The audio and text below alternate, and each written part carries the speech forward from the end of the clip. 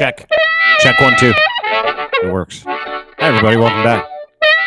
You know, the great part about having your own podcast and having lots of people listen to it is you get to share things with those people that they might not have actually had shared with them. You get to introduce people to relationships that you have and knowledge that you've come into over the course of your life. And I believe in the alchemy of life. I really, really do. I believe that embracing fate. I believe in educating yourself. I believe in leaning into different teachings from different people who've experienced things that you want to experience. And today is one of those days that I get to talk to one of those people that's made a great big difference in my life. And I imagine the lives of many others. He's an author, and he is, without knowing it, one of the intellectual, philosophical mentors that I have in my life. And he's one of those guys that you latch onto because you're like, oh my God, everything he says makes sense. He's the author of this book that I read that really did change how I think about things and dealing with life, how to think like a Roman emperor, the Stoic philosophy of Marcus Aurelius, that along with Ryan Holiday, who actually did the foreword for it. It is one of those popularizers and educators, somebody that brings something to your attention and is able to connect with you in a way that makes sense to you, that offers you some relief, some tools of life. And without further ado, Donald J. Robertson joins us to talk about his new book, Marcus Aurelius, The Stoic Emperor, which I had the pleasure of reading last night. And he joins us on the podcast today. He's one of those interviews that I love doing. Please welcome to the program, Mr. Donald J. Robertson, ladies and gentlemen. Mr. Robertson, nice to see you. How are you? Hi, Dean. I'm awesome. It was a pleasure to be here. Looking forward to it. Where are you coming at us from today? Are you in Canada? From the great nation of Quebec, from Montreal. Yeah. Is that where you posted up there? You're obviously Scottish, right? Yeah. How could you tell? Oh, it's in the accent. So, and the name as well. I live in Quebec now. I lived in Toronto for a while, and I moved about a year ago here. Okay. Did any reason you just like Quebec? More sensible, a little bit cheaper than Toronto. Oh, it's just a lot cheaper than Toronto. It was. I like foreign stuff.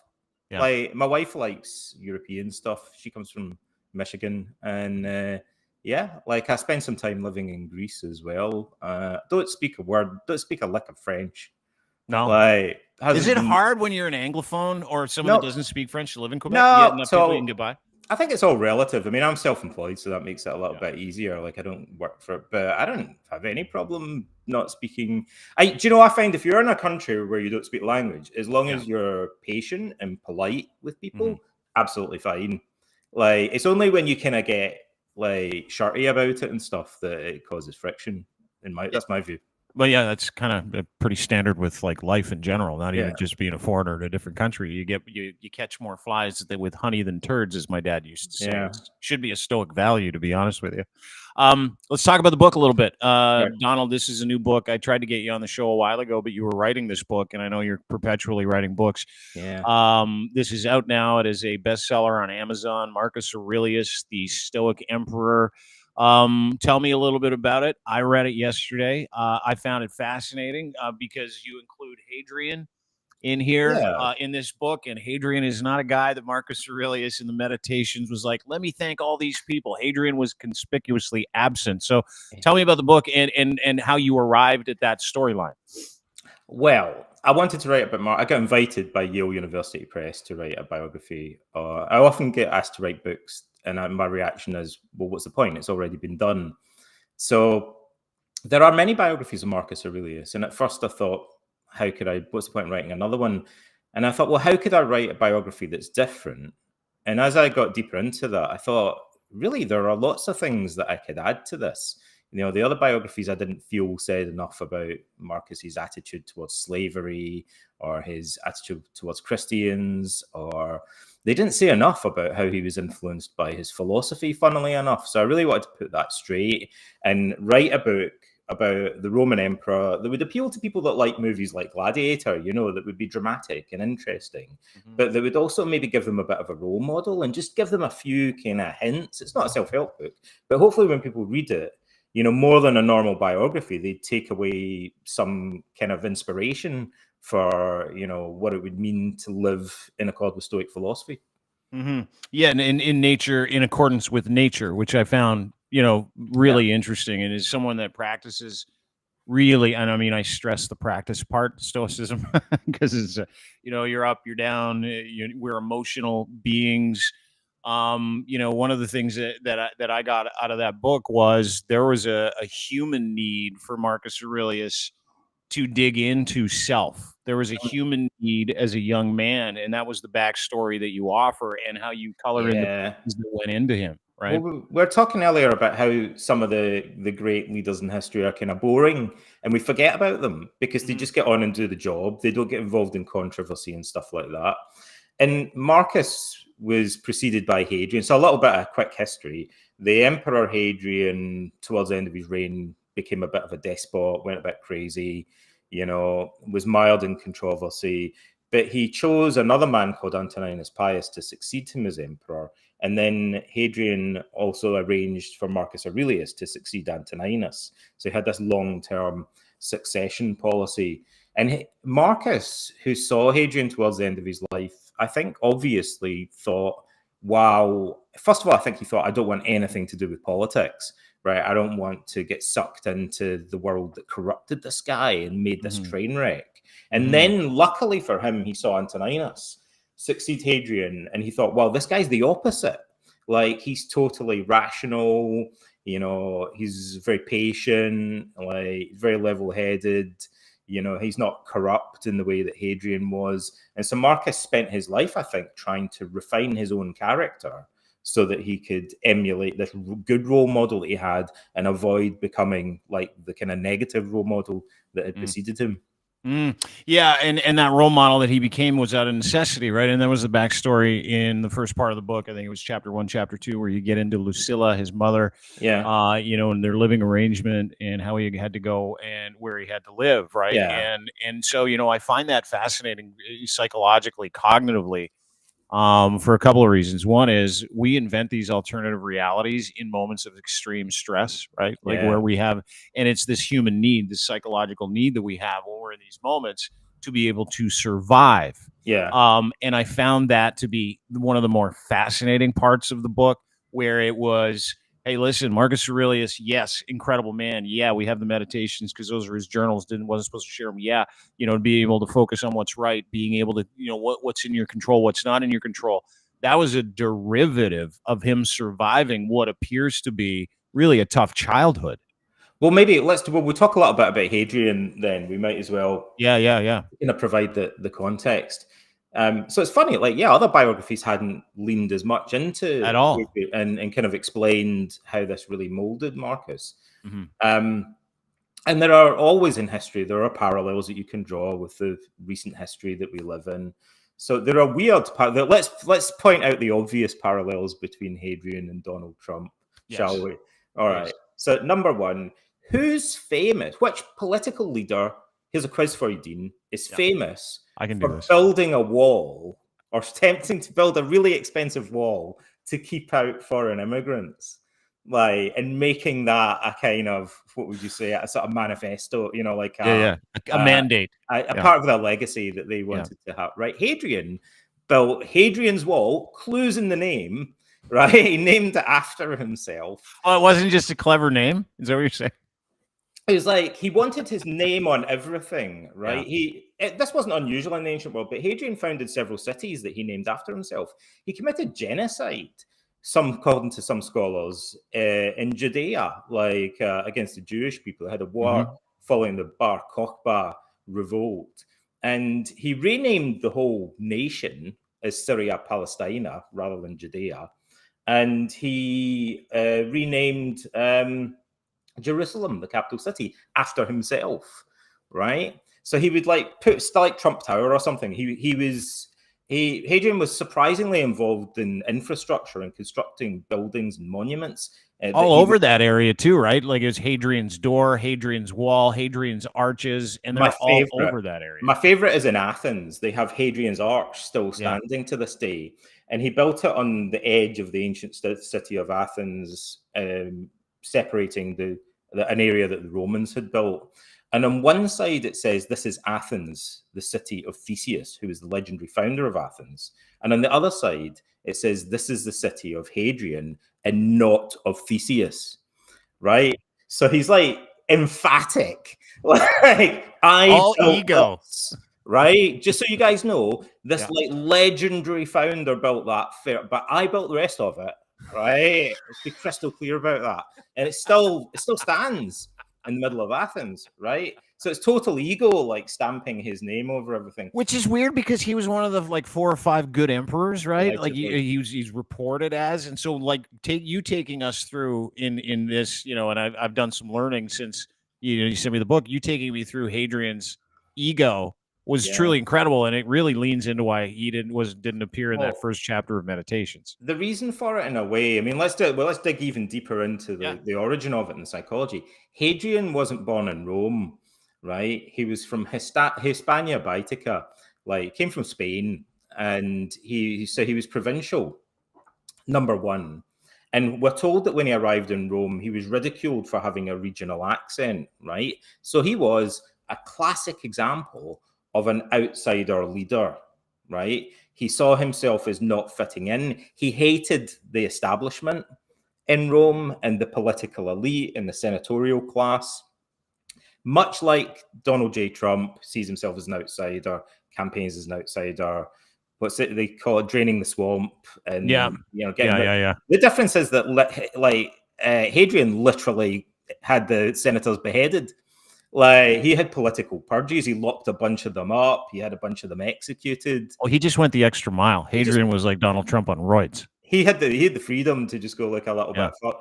So, and also they were not an elect. He wasn't elected. He was acclaimed by the legions, but there was a scandal about the way that he acquired power that kind of tainted his entire reign. So Trajan was the preceding emperor.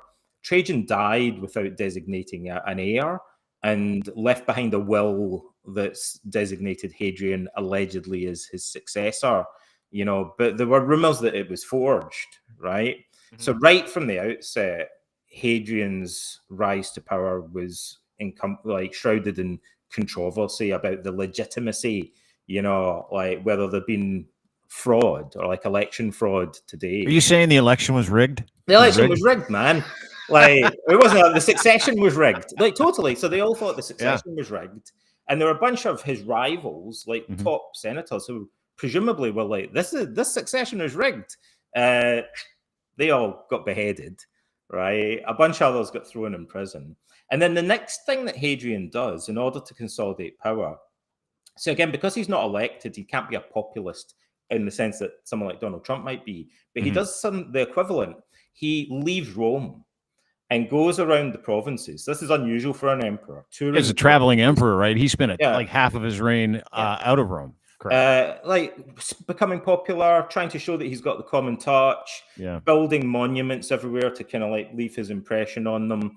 So gaining popularity with the common people in these kind of neglected backwaters of the empire, if you like, in order to consolidate his power. And that's to offset the fact that the Senate can't stand him. The elites in Rome can't stand him. And that actually kind of worked okay until he got ill and his boyfriend turned up dead at the bottom of the Nile. And then he had to come home.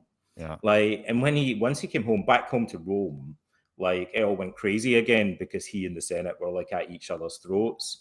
And he had spies everywhere, opening people's letters, like paid informers, but also he went after several members of Marcus Aurelius's family, his extended family, that he thought were involved in plots against him. So he became obsessed with the idea that people were conspiring against him. He put people on trial, he stripped them of office, he exiled them.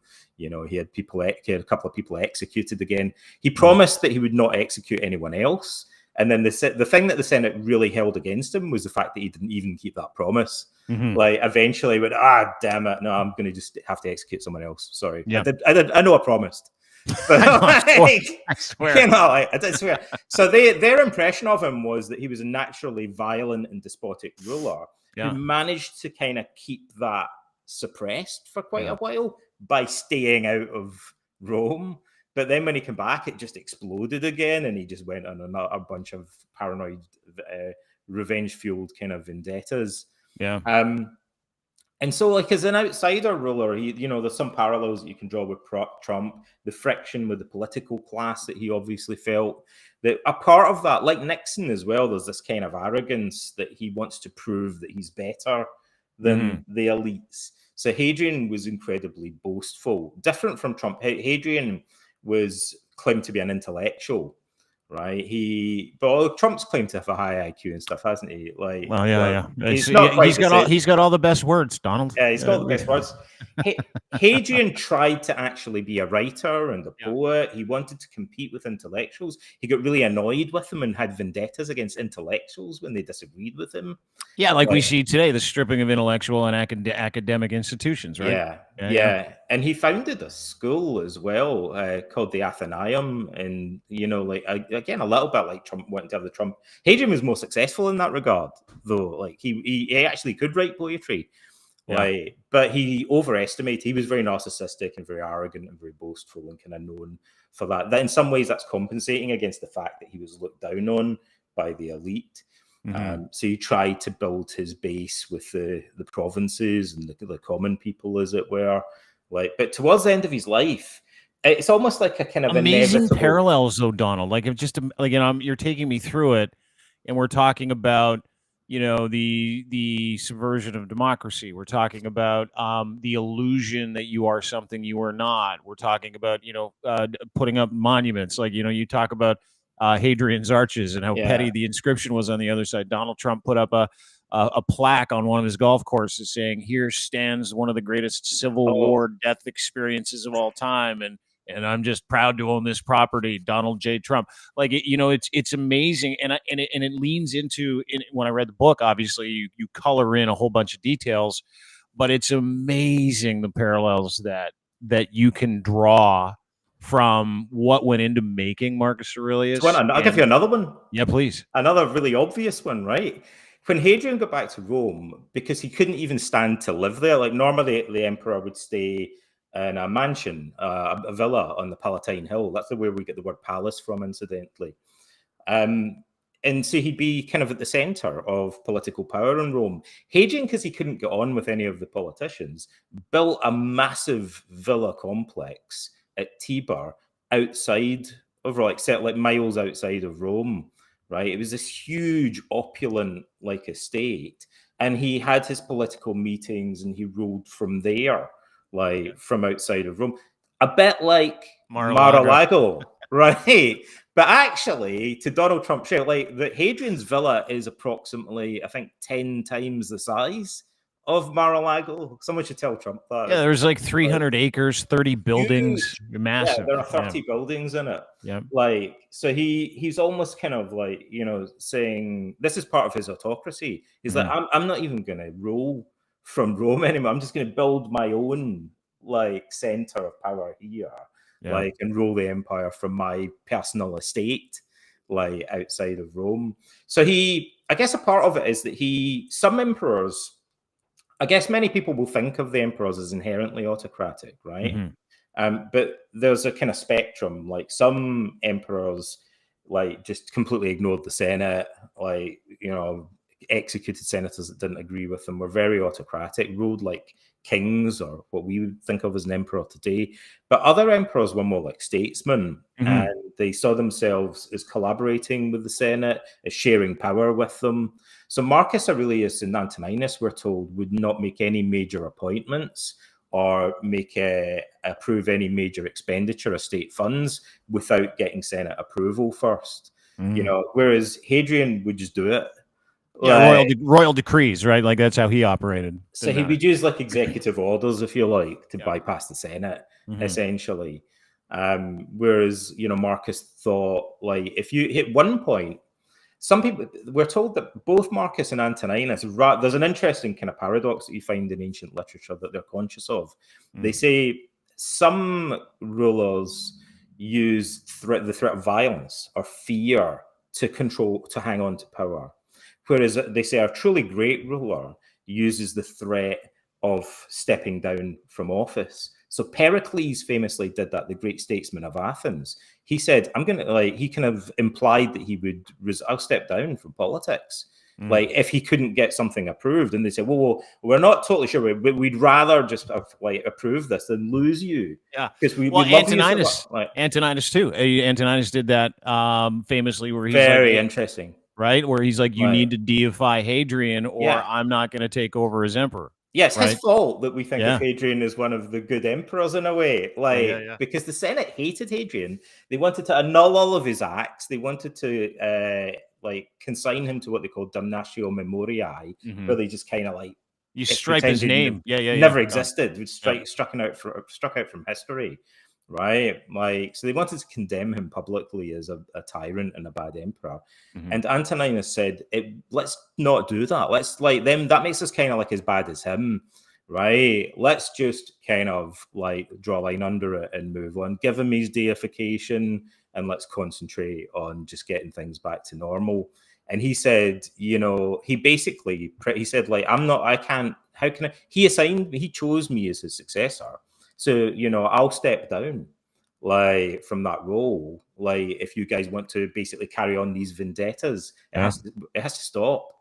Like, and so they said, okay, we want to have you so much as our emperor. We don't want to lose you. And that Marcus Aurelius was kind of, at one point we're told, and this is inconceivable, but we're told it's true, that when civil war broke out under Marcus Aurelius, he wrote a letter to the Senate saying that he would have been willing to step down from office and appear in front of a Senate hearing voluntarily alongside the emperor that had instigated the civil war against him, self-proclaimed emperor.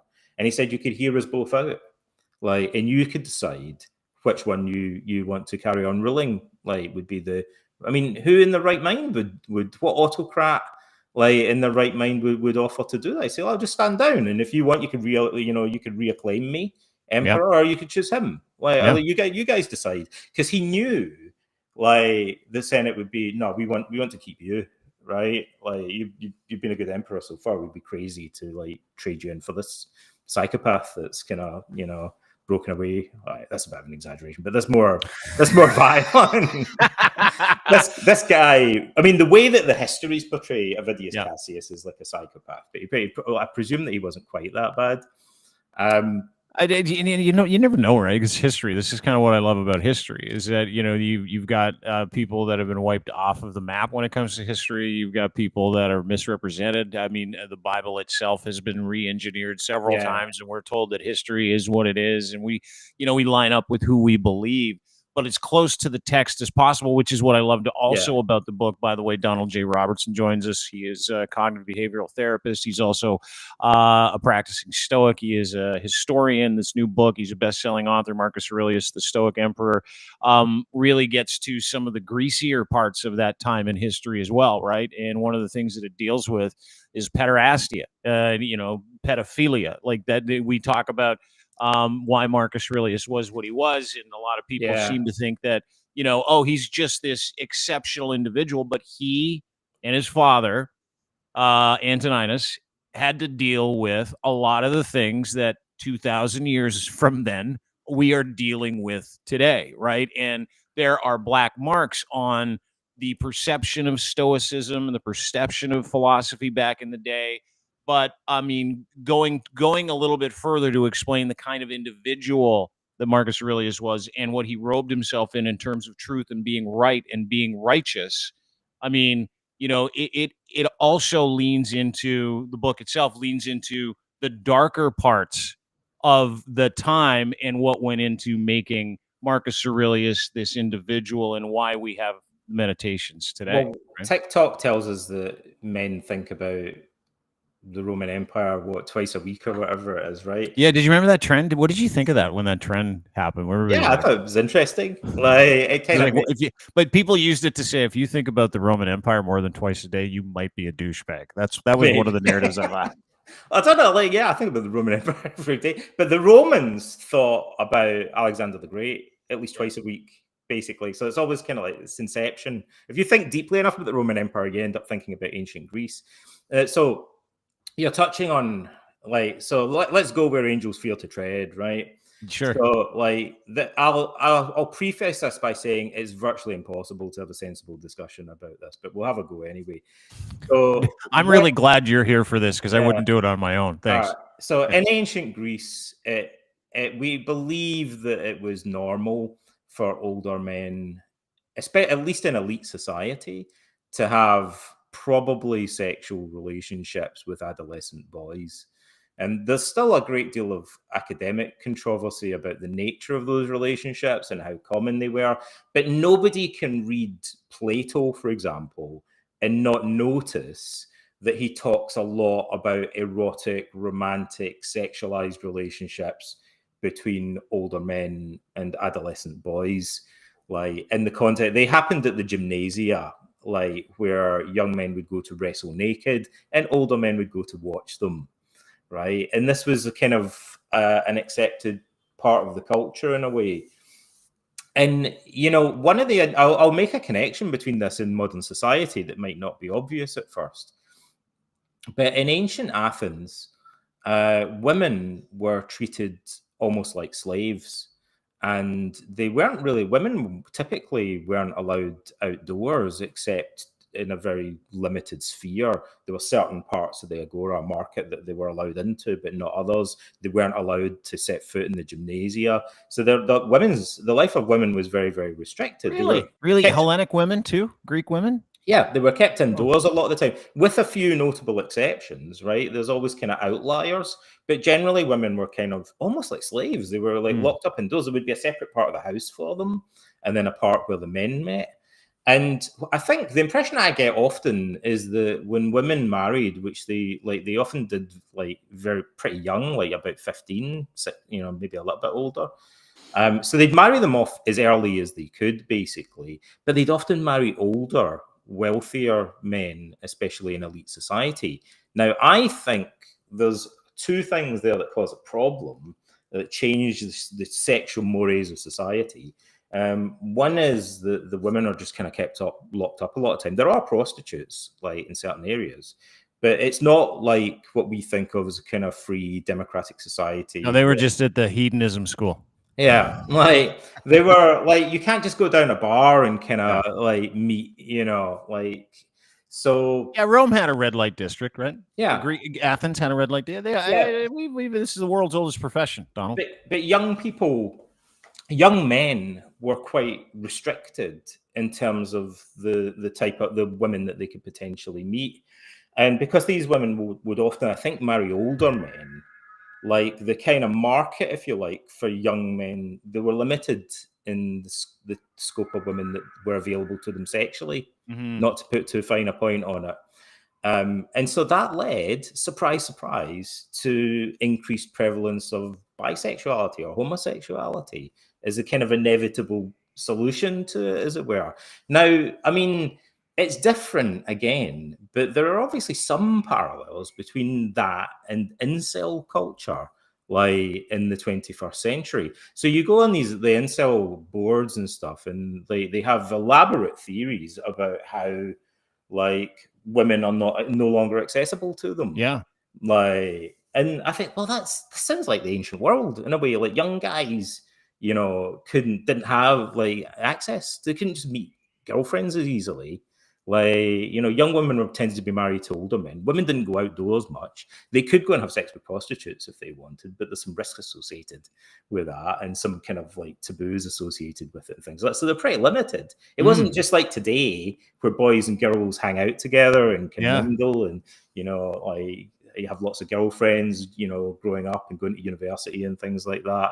That was kind of denied to them in the way that incels claim that they experience life. Yeah, that they don't have access to women, and the women they do have access to, they don't feel like they are worthy of their company, right? Yeah, it's amazing. Another parallel. It's crazy. I'll tell you one other parallel, like, because, I mean, we could be all over the shop with this, but I'm just hope we throw out some nuggets and it makes people interested in this stuff. Absolutely. So I should mention the connection here that Hadrian was notorious for being obsessed with Greek culture. He was a Philhellene, a Hellenophile. Like, and, you know, he was the first emperor to grow a beard, And so yeah, didn't Romans make fun of him? Or like, oh, there's the Greek Roman again. They thought he was like, he was known for being obsessed with Greek culture. But part of the reason for that was that Romans had this kind of pederastia to some extent as well, but they saw it as a Greek thing. Like, and it's no coincidence that Hadrian spent a lot of time in Greece, because Hadrian is one of the Roman emperors that is reputed to have been amazing sexual appetite across the spectrum. He may have been a sex tourist in a sense, and that's why he went to these, because that's where he met Antinous, on his travels in the provinces, who was probably, we think, about 12 years old. When he died at 19 on the Nile, when he was 19. Yeah. So it ended very tragically. He was one of the most famous figures in the ancient world, in a sense. So Hadrian was into this thing that the Romans saw as kind of, they weren't sure what to make it. Some Romans thought this is fine. It's what the Greeks traditionally did. Other Romans, like Antoninus and Marcus, frowned on it and thought we need to kind of draw a line under this. Sure. Yeah. But the other parallel that I was going to mention is that I find quite eerie. Is you see in Plato, in the Gorgias, for example, one of Plato's most famous dialogues, and also in the Republic, Plato's most famous dialogue, he depicts the sophists, who were these intellectuals of the period. Now, very simply, Dean, like, the sophists were pseudo-philosophers, right? Socrates says they look and sound like people think they are philosophers, but what they're doing is fundamentally different. They're really orators and rhetoricians. They give speeches that pander to the public, and they literally compete against each other to see who's going to get the biggest round of applause, and they win a prize. And they become fabulously wealthy. So they teach people what we get the word sophistication from sophists. So they only really taught wealthy young men, mainly nobles, people from wealthy and powerful families, and they taught them how to improve their character. So the sophists taught a kind of broadly defined kind of self-improvement gurus, right? That became celebrities, like podcasters or in social media. It was all driven by views. It was driven by size of the crowd. And so they ended up inevitably pandering to that and saying and doing sensational things like that got them the most attention, because then they would attract the biggest audiences. But the other thing that sophists did was that they were political advisors, like spin doctors, as we call them today, or media, like fake PR news consultants. Yeah. So they advised political leaders and wrote their speeches and stuff like that. So what you get is this weird amalgam of political rhetoric and self-improvement, right? Now, I used to think, well, it's like a weird thing that happened in the ancient world. But over the past 10 years or so, this has now become so prevalent in our culture that it's almost the norm. The most obvious example of it being Jordan Peterson, who works for the Daily Wire and talks about climate change, and he's highly politicized, is he not? Did you see his tweet the other day, Donald? This tweet where I think AP, Associated Press, put out a thing. It's like, hey, everybody, since we moved all of these, parking meters, we've had no accidents in the last 7 years. And Jordan Peterson's like, you woke jerks. I can't believe woke death or something it said. Anyway, but Dean, that's the tip of the iceberg, right? But anyway, I try to be as sober about this as I can, and not mock Jordan Peterson. It's hard not to make fun, because he says, well, that's the problem I have as a Stoic. I got to tell you something, but let's just take a quick stop here, because I look at you as, and I'm sure you get a lot of people that say this to you because of the books you've written, because of your Stoic leanings, because of how you can explain history and repeat itself, and the cognitive nature of the work that you do. Right, it's made a big difference in my life. So sometimes when Jordan Peterson tweets some craziness, I'm like, and then literally I've got Donald J. Robertson, the Stoic sage, on my shoulder going, don't do it, Dean. Don't do it. Don't mock him, because what's bad for the hive is bad for the bee, bro. Literally, that's how I think. But in a way, these guys thrive on controversy. Like, in a sense, they love it when people ridicule them and mock them because it just gets them more. There's no such thing as bad publicity, right? In a sense, I don't think Jordan Peterson's wired like that. I don't think he likes us it mocking hurts. him. Yeah, well, because what he does is he'll send me a DM or he'll send me a tweet telling me to take off or leave him alone. Awesome. I'll get one from Roger Stone the other day. Did you really? Yeah, like I don't know how he noticed the fact that I'd mentioned him I was talking about his book. Anyway, like that aside, the culture wars would be an example of where, and Andrew Tate would be another example, like of people combining quasi-political rhetoric, like about the culture wars and gender and all that kind of stuff, with allegedly self-improvement, self-help advice. Is it not? These guys do self-help. They also bang on about the culture wars and wars. Boom, that happened in ancient Athens and ancient Rome. And that was exactly what the sophists did, and exactly what Socrates and the Stoics were warning us against. To put it very simply, political rhetoric and self-improvement advice, when you combine them together, it should be obvious that it's a bad combination of things. It's a toxic combination. Political rhetoric is not about helping you. It has no interest in your self-improvement. The culture wars is not therapeutic, right? Shock horror. So it should set alarm bells ringing like crazy when these guys immerse themselves in it, like go on about it all the time and also claim to be helping you, right? They clearly, it's like oil and water. These are two things that do not combine. And they didn't combine in the ancient world either. That's why Socrates said, these guys are pretend philosophers, right? You know, what they're doing has got nothing to do with the pursuit of truth. It's all about pandering, and it's all about playing to your prejudices and amplifying them and making them worse. They don't care about the truth.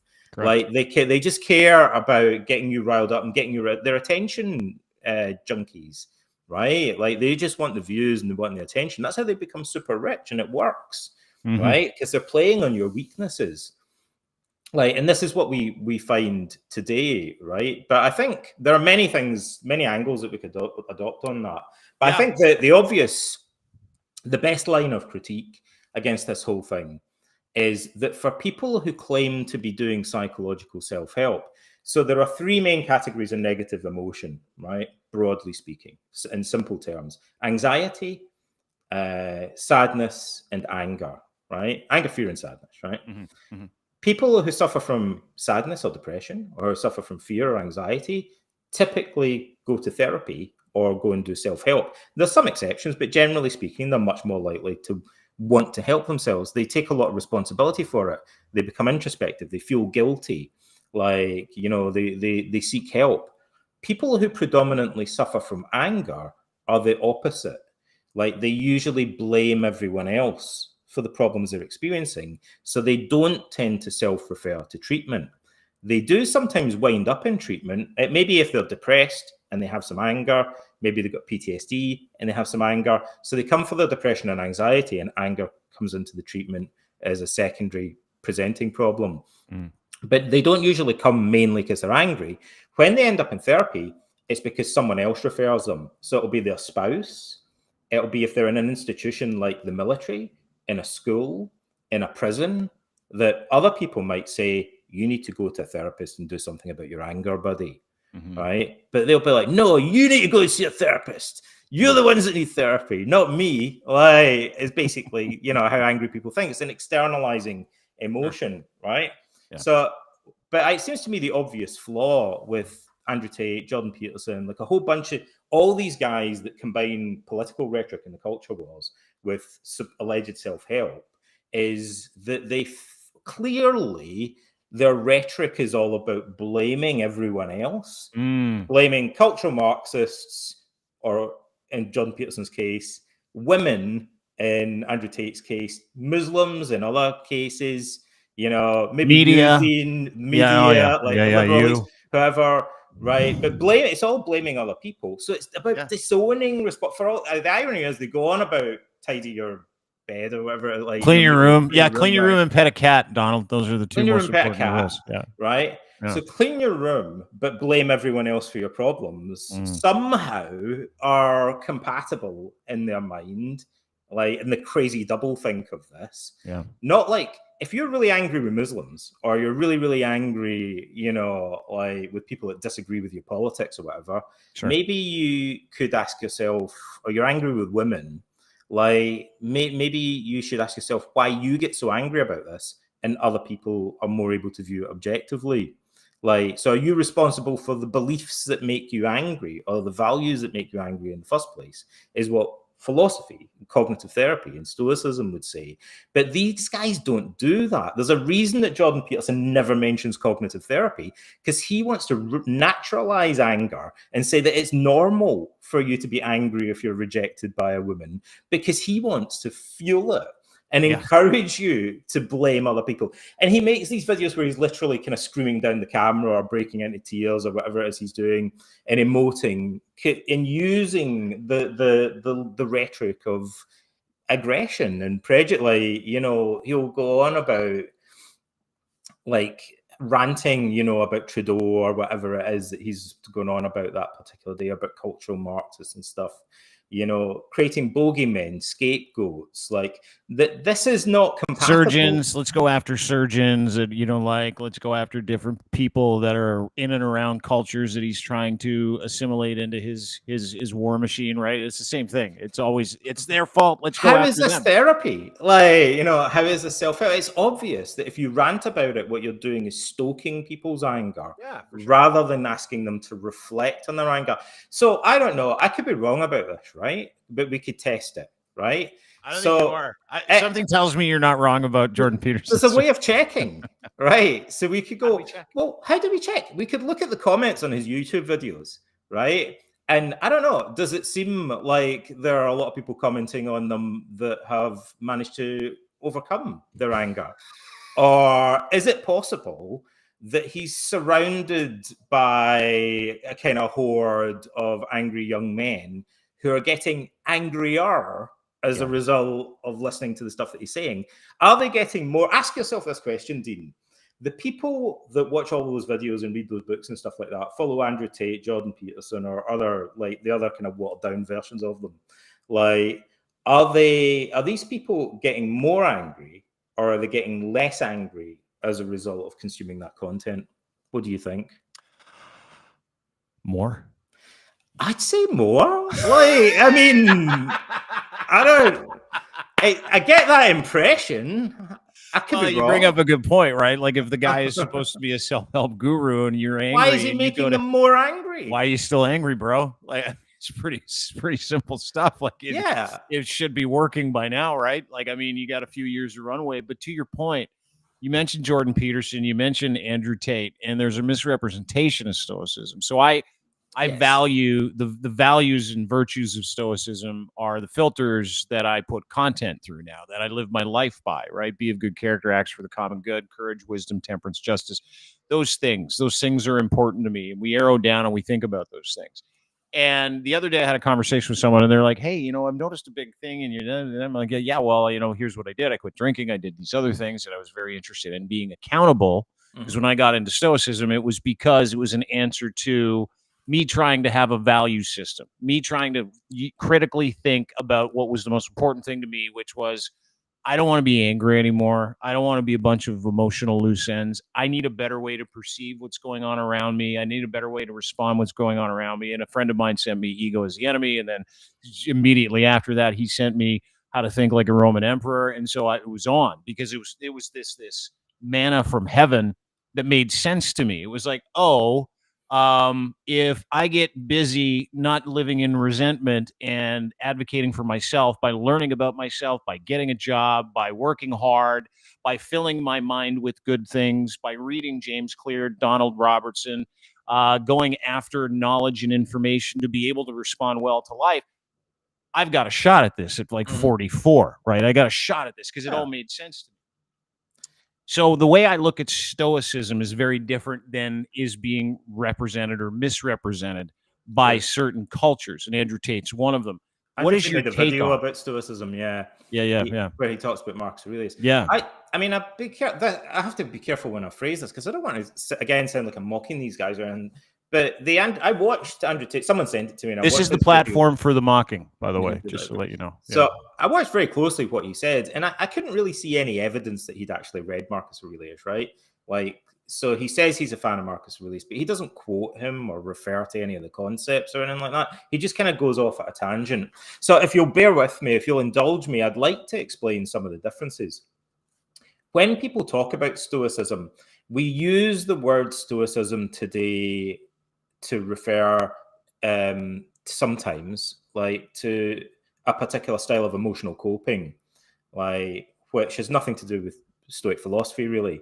And I could define it as suppressing or concealing emotions that are unpleasant or embarrassing, or you say it's having a stiff upper lip or something like that, kind of being poker faced. And it's generally the perception someone who doesn't understand Stoicism has of Stoicism is like, oh, the root word is Stoic. That just means you're unemotional. Right? But to distinguish between these two things in academic writing, we normally would write that with a lowercase s. And we capitalize Stoicism when we're talking about the ancient Greco-Roman philosophy, which has is built upon a much more nuanced view of emotion. So let's do I can do a deep dive in like 30 seconds. The difference is, probably that's a bit ambitious, but we'll give it. No, dude, take your time. Take your time. This is for me too. This is like therapy, dude. Right. So psychologists sometimes talk about what we call folk psychology, right? Folk psychology are the psychological assumptions that everybody has that they inherit from their culture. If you think about it, we have psychological theories about how our emotions work, about how motivation works, about how we interact with other people. We just inherit a lot of psychological assumptions, a philosophy of mind, if you like, as well. And part of that is a very naive model of how emotion works. And it's sometimes called the hydraulic model of emotion, right? And Freud kind of bought into this originally.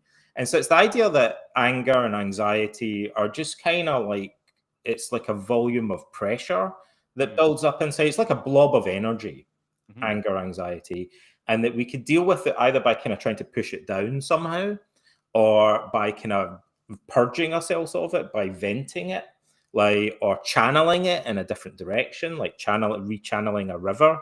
Like going to the gym and kind of getting it out of our system. So it's this well up of kind of invisible energy. That's kind of how we talk about anger, anxiety, sadness, other emotions, right? But it's a very simplistic way of understanding them. So funnily enough, when Andrew Tate talks about Stoicism, the first thing he does is say, yeah, Stoicism's great. You know, when I'm really angry, he talks about sometimes suppressing it. Sometimes he talks about accepting it. He talks mainly about going to the gym and like pumping things or whatever he does and getting it out of his system, getting his anger out of his system, right? So the way that a modern psychologist or a cognitive therapist would understand just how emotion works is much more nuanced than that, right? It would be more like understanding how a watch works and taking it apart and seeing there's different elements to it, right? So obviously, if you have no idea what's inside a watch or a clock, good luck trying to repair one, right? So if you think emotion is just like a blob of energy, you're not going to even know where to begin in terms of doing stuff to change your anger. And things like, we know that venting anger doesn't really work that well, funnily enough. Like the research on venting anger shows that people who vent their anger or try and get it out of their system, usually it can in some cases make their anger worse rather than better. And it doesn't really seem to have that much long-term therapeutic value. The main difference, there are several differences, but one main difference is that we now view emotions much more cognitively, inspired by Stoicism. The Stoics did that first.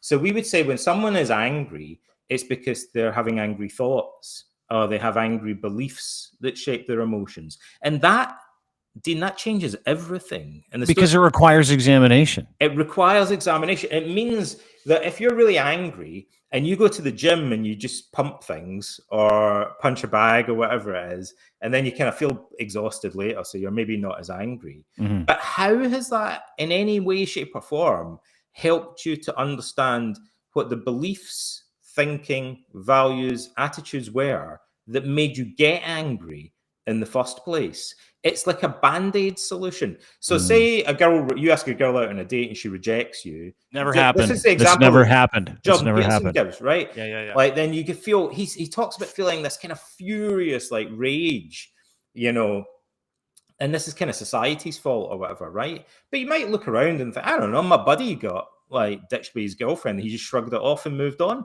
Or, like one of my other buddies like was upset for like a day and, like he didn't really let it get to him. It's like water off a duck's back or whatever. If he asks someone out on a date and they reject him. So why is it so upsetting to me? So first of all, you might look around and think other people feel differently about the same things. So maybe it's not the thing that's upsetting me, but rather my opinions or my thinking about it, as Epictetus said. And that would force you into self-examination, as you rightly put it. So then you would say, well, why am I getting angry about this stuff? What is it about my attitudes and my way of thinking that make me vulnerable, give me such a fragile ego, like in the first place, that I'm prone to anger? And if I just go in to the gym and pump things or like punch a bag or whatever, that's just gonna kind of temporarily get rid of the feeling, but it does nothing to change the cognitive predisposition that caused it in the first place. This is why it would be impossible for Jordan Peterson or Andrew Tate or any of the kind of watered down versions of them to ever engage with cognitive therapy or engage with Stoicism properly, because it contradicts the premise, the foundation of everything that they're saying of Stoicism, because they're pushing responsibility of the experience that they're having that they don't like onto other people. Yeah. Where Stoicism at its core tells you that your life experience is your responsibility. And so if things are going on in and around you, you have to examine what those things are. If you've got a toxic way of looking at life or perceiving life, or you're not responding to unfair properly, because it's the business of life. And this is what people don't understand. It's an old saying, life is a cliche. Bumper stickers make more sense to me today. A smooth water never made a great sailor. Yeah. It's never been more, and it's because of Stoicism and the idea that we are not exempt from the work of life, and that what we do and the things that we choose to respond to, whether we choose to respond to them in anger or in some type of calm, cognitive space where we can understand what's going around it, to the point where I tell my kids now, they talk about frustration that they deal with relationships, right? They're all teenagers or young 20-odd-year-old men.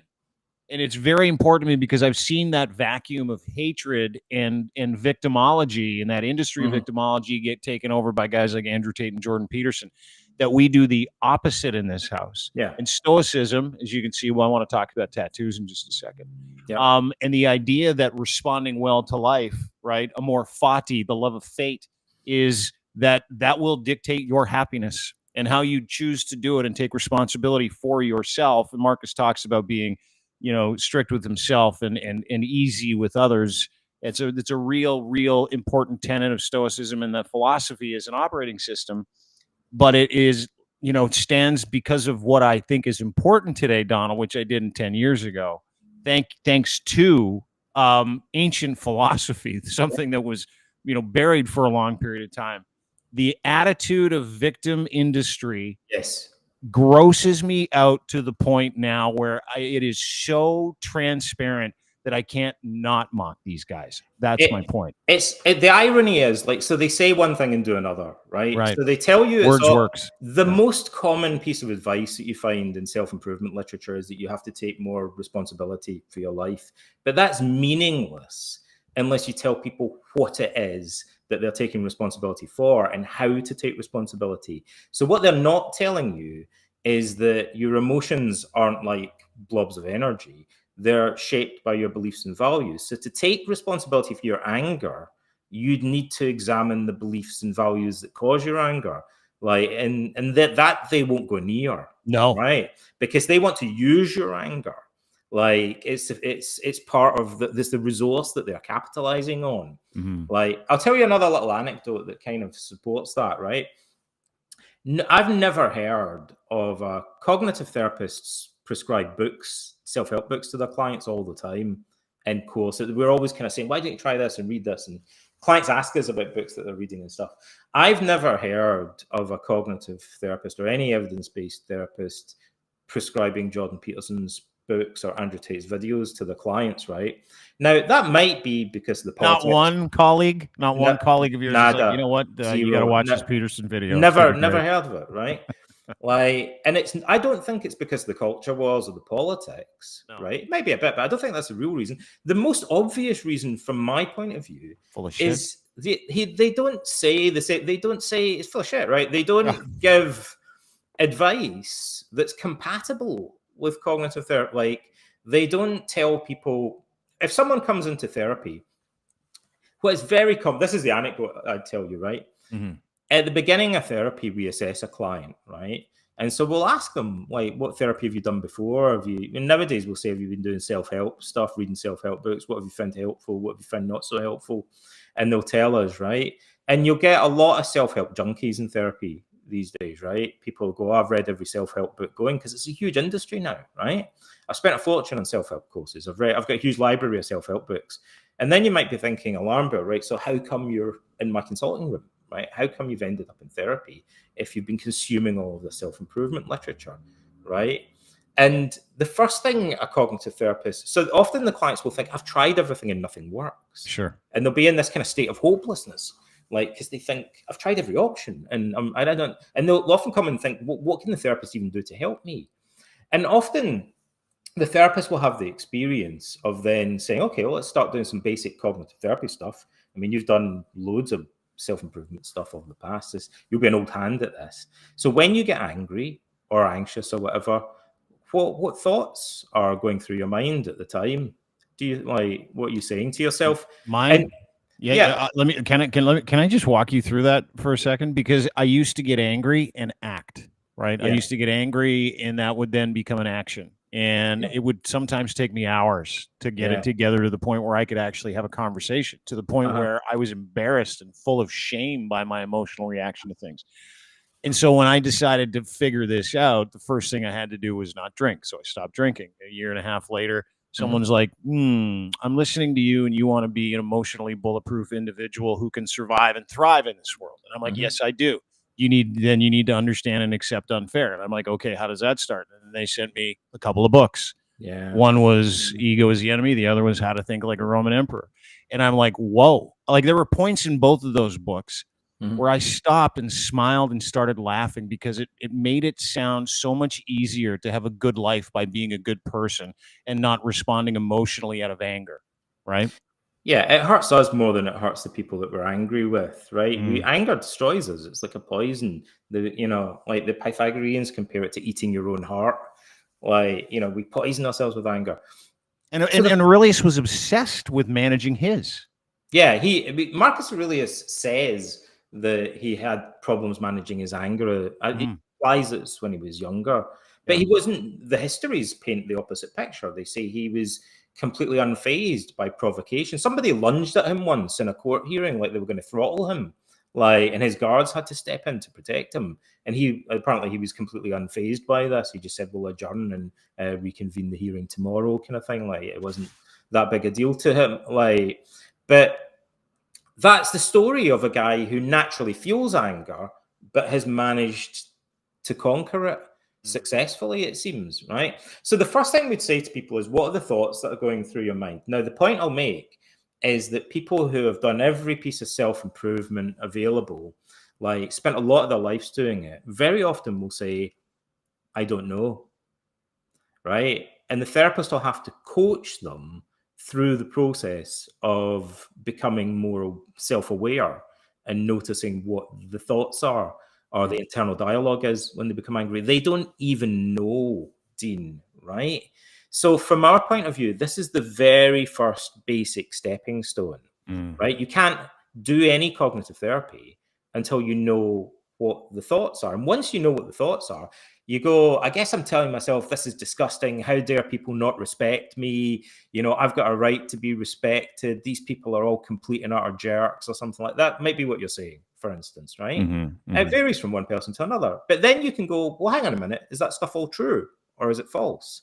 Is it half true? Is it exaggerated? Am I leaving information out that might be important in my thinking? Is my thinking distorted, or is it completely, balanced and accurate? And obviously, the premise of cognitive therapy is we usually notice that once we identify what those thoughts are, that our thinking is biased and distorted, and it's not really accurate. It's not the whole picture. But you can't even begin doing that if someone says, what are the thoughts going through your mind when you are angry? And you go, I don't know. I've never really thought about it. But these people believe that they've spent a large portion of their life immersed in self-help, and yet they can't answer this most basic starting point question. They haven't started the process of self-improvement.